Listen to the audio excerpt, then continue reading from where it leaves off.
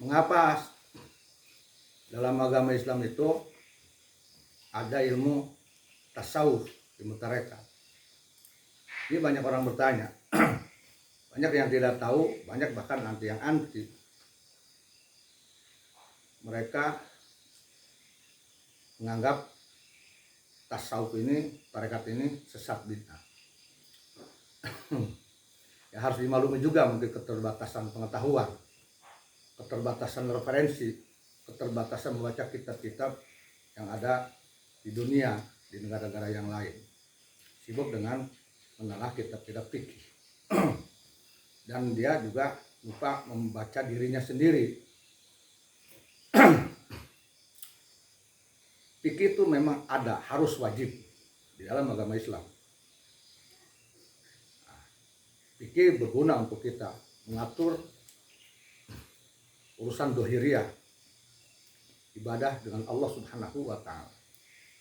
Tengok di dalam diri kita, bukan hanya ada lahiriah, anggota jasad, tetapi di dalam diri kita ini ada sifat batiniah, ada qalbu, ada sir, ada ruh, ada zokiyah. Dan ruh pun banyak terbagi-bagi. Ada ruh nabati, ada ruh ruhani, ada ruh qudusiyah. Pertanyaannya, ilmu apa yang mengurus tentang hati? Ilmu apa yang mengurus tentang sir? Ilmu apa yang mengurus tentang zokiyah? Ilmu apa yang mengurus tentang ruh? Dan di dalam batin kita pun ada nafsu. Dan ilmu apa yang mengatur tentang nafsu, tentang kehidupan kolbu, dan penjagaan-penjagaannya. Bagaimana agar nafsu kita menjadi nafsu yang dirahmati, bagaimana agar nafsu sesat kita ini tidak berfungsi mempengaruhi pikiran dan hati kita, bagaimana agar hati kita ini menjadi hati yang bersinar, bercahaya. Nah itu dikupasnya oleh ilmu tasawuf, oleh ilmu tarekat. Dan kata siapa ilmu tasawuf ini bid'ah? Barangkali mungkin orang tersebut tidak membaca kitab Al-Anwarul Qusiyah karangan Syekh Asy-Sya'rani. Di dalam kitab tersebut banyak sekali hadis-hadis Rasulullah yang ngebahas tentang zikir, tentang tarekat.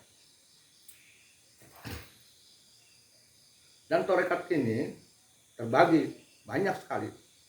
Nah, yang terkenal di Indonesia adalah tarekat Qadiriyah wa Naqsyabandiyah. Nah, di mana pendirinya atau mursyid hakiki yaitu Sultanul Aulia Syekh Abdul Qadir Jailani. Tarekat Qadiriyah sebagaimana yang kita ketahui, ini ada tarekat Syekh Abdul Qadir, ada tarekat Qadiriyah dan Naqsyabandiyah. Fungsi Qadiriyah yaitu membaca kalimat tauhid la ilaha illallah itu untuk yang berkaitan dengan jasadiah, badan, zakatul abdan, agar badan kita yang dipakai maksiat, mata, telinga bersih dari dosa-dosa, itu dibersihkan oleh kalimat tauhid dalam tarekat Qadiriyah yaitu kalimat la ilaha illallah. Lalu bagaimana mengatur sifat batinnya, ruh, qalbu, sir, kaitannya dengan zokiyah dan ruh-ruh yang lain. Nah, maka diatur oleh tarekat Naqsyabandiyah dengan berzikir ismuzat, Allahu Allah.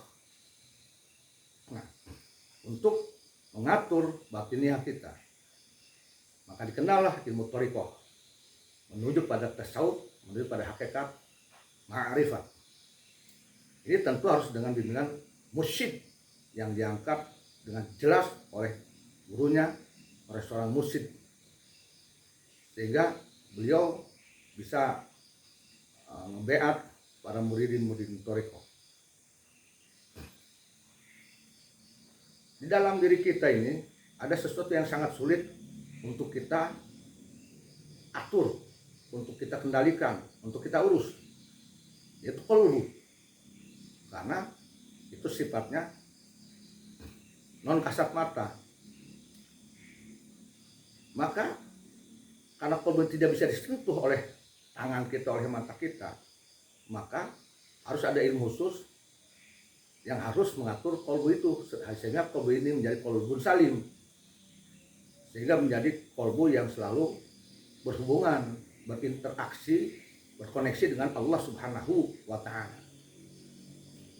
Oleh apa? Ya tentu tidak ada yang bisa menaklukkan, mengatur hati kita kecuali Allah. Dan Allah melalui Rasulnya Nabi Muhammad SAW sudah memberikan ilmu sebagai alat untuk mengendalikan, mengatur kolbu, yaitu zikrullah. Allah Ta'ala lewat Rasulnya dengan berbagai dalam berbagai hadisnya menjelaskan bagaimana fadilah, keagungan, keutamaan zikir Allah kaitannya dengan pengaruhnya kepada kolbu, bahkan kepada ruh. Dalam kitab Sirul Asrar dijelaskan bagaimana pengaruh besar ismuzat, zikir sir para ahli thariqah berpengaruh besar pada ruh, sehingga ketika ruh seseorang itu kotor, kemudian dia berzikir sebanyak-banyaknya, diberilah oleh Allah Ta'ala fadilah dan keutamaan, yaitu Allah bersihkan ruhnya menjadi ruh yang bersih, ruh yang mengakui keberadaan Allah, eksistensi Allah, sehingga kolbu, ruh menjadi mengenal Allah, marifat kepada Allah Subhanahu wa Ta'ala, dan sehingga menjadikan berwujudlah orang pengamalnya menjadi orang yang takwa fisiri wa alani. Nah, inilah mengapa dalam Islam ada ilmu fikih, ilmu tasawuf, agar umat Islam menjadi orang yang takwa fisiri wa alani. Maka alat menjadikan seseorang menjadi takwa fisiri wa alani yang dikumandangkan oleh para khotib-khotib di Jumat khususnya, yaitu dengan cara berzikir dia thariqah, penguatnya diantaranya, dan dia berfikih, fikih dilaksanakan, tasawuf dilaksanakan, maka insya Allah akan berwujud dia menjadi orang yang takwa fi sirri wa alani, seperti yang diinginkan oleh Allah Subhanahu wa Ta'ala. Dunia tasawuf harus diakui, walaupun banyak yang tidak menyukai di zaman sekarang, ini sudah mulai digandrungi, bukan hanya orang-orang oleh ulama, orang tua, tetapi para orang yang muda, kecuali orang-orang yang tidak mau membuka dirinya kepada faedah-faedah zikir. Banyak sekali orang-orang yang berhasil memimpin suatu daerah, memimpin dunia keulamaan yang lahir dari zikir, dari tasawuf. Dan ini tidak boleh kita tolak. Ini salah satu kemajuan Islam, salah satu bukti kemuliaan agama Islam.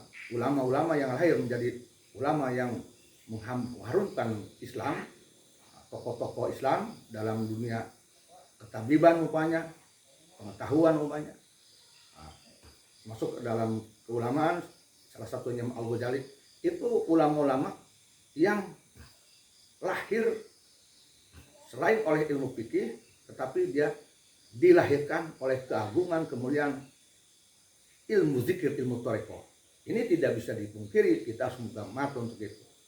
Maka jadilah kita orang yang mau menerima ilmu yang dari Allah, yang diturunkan ke muka bumi melalui Rasulnya Mas Wasan, ilmu zikir yang dikemas oleh para ulama-ulama sufi menjadi ilmu thariqah dan ilmu tasawuf, agar kemuliaan Islam makin tampak di zaman sekarang dan yang akan datang.